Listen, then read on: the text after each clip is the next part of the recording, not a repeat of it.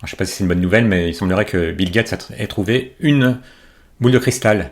Mais le problème, c'est que cette boule de cristal, elle est plutôt pessimiste.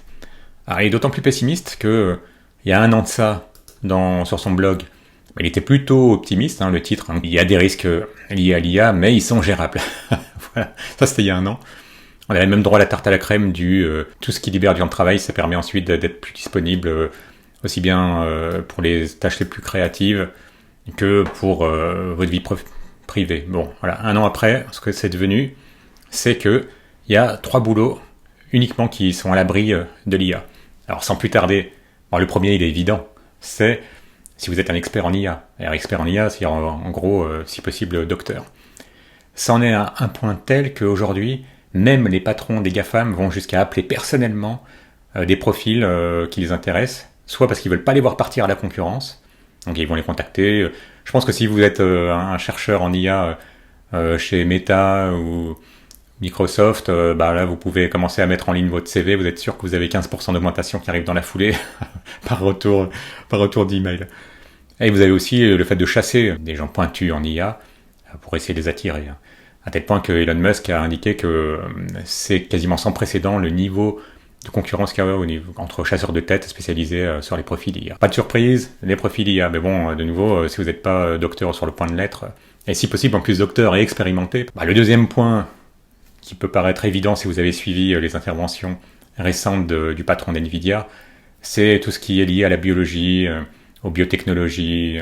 Donc ça, c'est clairement des domaines en plus qui sont boostés par l'IA, puisqu'on peut découvrir de nouvelles protéines, de nouveaux médicaments. C'est des domaines, pas trop surprenants. Et le troisième domaine, mais ne partez pas après ça, parce que vous allez voir qu'il y a des choses très claires, notamment en France, qui sont en train de se produire, qui peuvent aller dans un sens ou dans l'autre, et ce sera à vous de me dire ce que vous en pensez.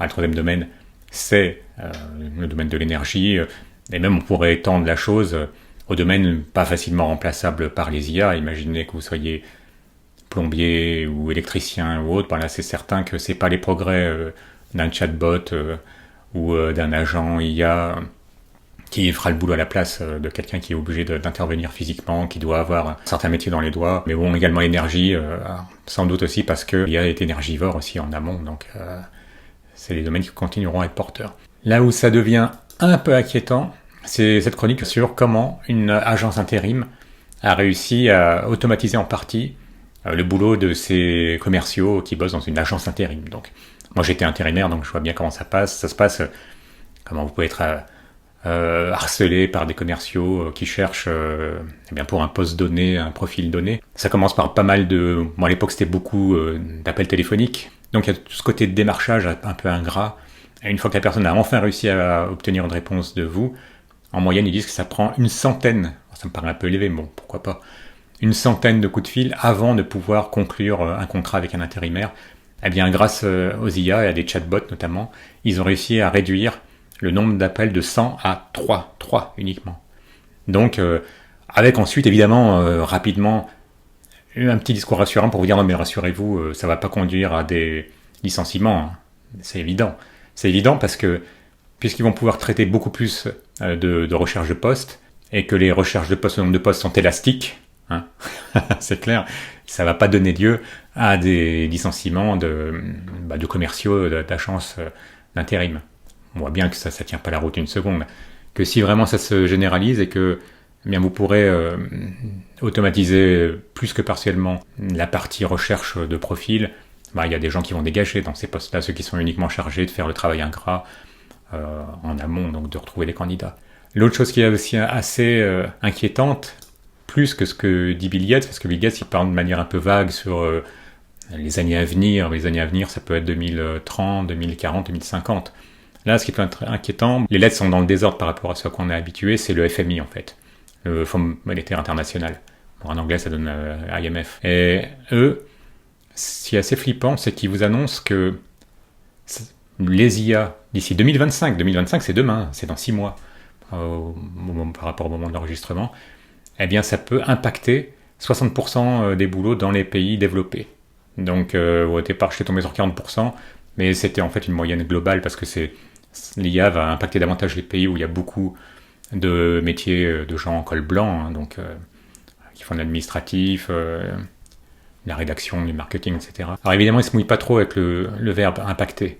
Parce qu'impacter, on ne sait pas si ça veut dire qu'on va utiliser des outils d'IA, ou bien si ça veut dire qu'on va être remplacé.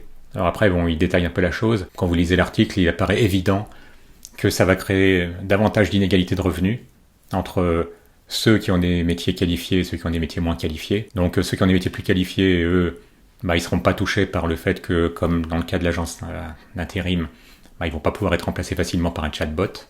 Et ensuite, ceux qui ont des métiers plus qualifiés, par exemple, dans un premier temps, les développeurs, même si je pense que nous aussi, on va être impactés dans quelques années, mais comme je dis dans d'autres vidéos, on n'est pas en première ligne. C'est pour ça que je dis qu'on n'est pas en première ligne.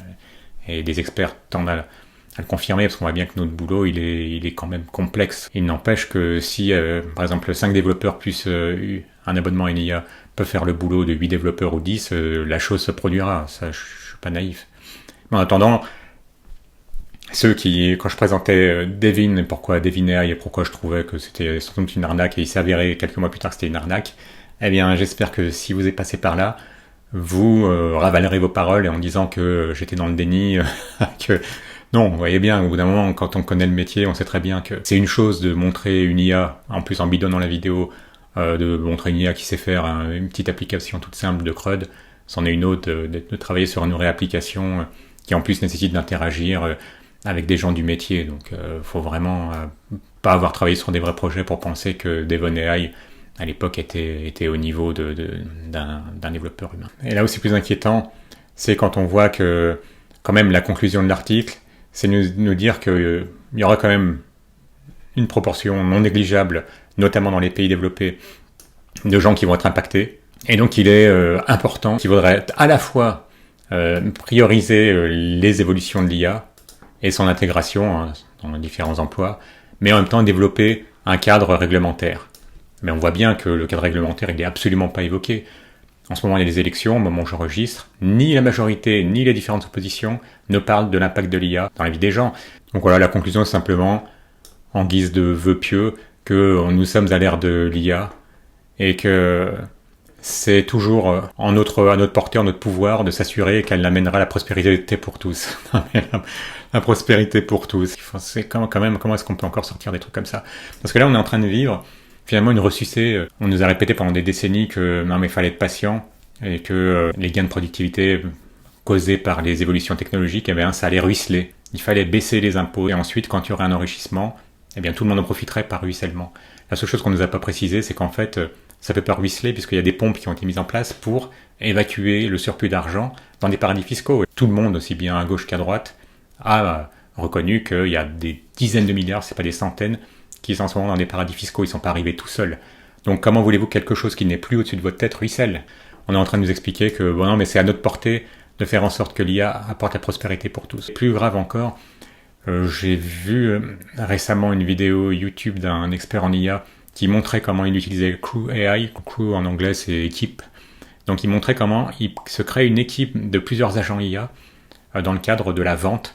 Et donc il y avait un agent AI qui était chargé de trouver des leads. Donc une lead chez les commerciaux, c'est le fait de trouver un prospect potentiel, un futur client potentiel, de le contacter. C'est toujours une IA qui fait ça. Et ensuite, si le client répond, si la demande est assez simple, l'IA est capable de créer un devis. Alors là, évidemment, il faut qu'il y ait un humain qui valide, parce qu'il ne faut pas envoyer n'importe quoi. On sait que les IA peuvent halluciner. Il ne faut pas qu'elles envoient n'importe quoi comme tarif, comme prestation et autres. Et de là, ensuite, quand il y a eu une lead, en tout cas, l'IA était capable de créer une entrée dans le CRM, ce qui ensuite contactait, ça pouvait être via Slack ou autre, un commercial pour qu'il regarde ce qui se passe. À ce moment-là, les interactions qu'il y a eu entre différentes IA, un prospect. Et de là, même l'IA était capable de proposer l'agent en question, un des agents, c'était pas le même que celui qui était chargé de trouver des leads, de trouver un rendez-vous, un créneau de disponibilité d'un commercial, et de trouver ensuite, de demander, de proposer différentes disponibilités aux clients pour qu'il y ait un premier entretien téléphonique ou un rendez-vous en vis-à-vis. Donc ça pouvait aller très loin. Là encore, c'est pas mal de boulots qui vont disparaître au passage. Parce que tous ces boulots-là, pour l'instant, c'est des boulots qui sont faits par des êtres humains. Là, quand on voit que ce recrutement fortement assisté par IA, c'est déjà en œuvre, c'est pas quelque chose à l'horizon 2030, 2040, 2050. C'est quand même pas anodin. Alors qu'est-ce que vous pensez de ce genre de choses? Qu'est-ce que ça vous inspire? Qu'est-ce que vous allez prendre comme mesure défensive, si on peut dire? Est-ce que vous faites partie des métiers que vous considérez comme prochainement à moyen terme exposés? N'hésitez pas à le mettre en commentaire. Un petit like si vous avez aimé. Abonnez-vous si ce n'est déjà fait. Et à bientôt.